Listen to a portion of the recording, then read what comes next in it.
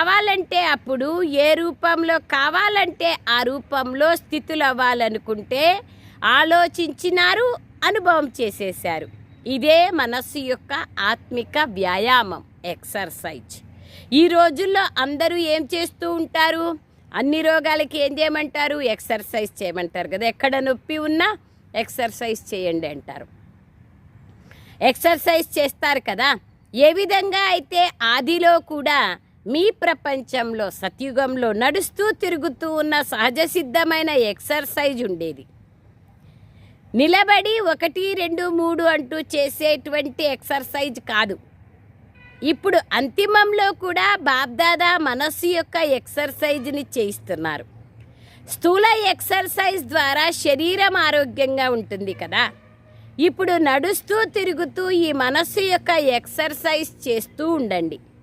దీనికోసం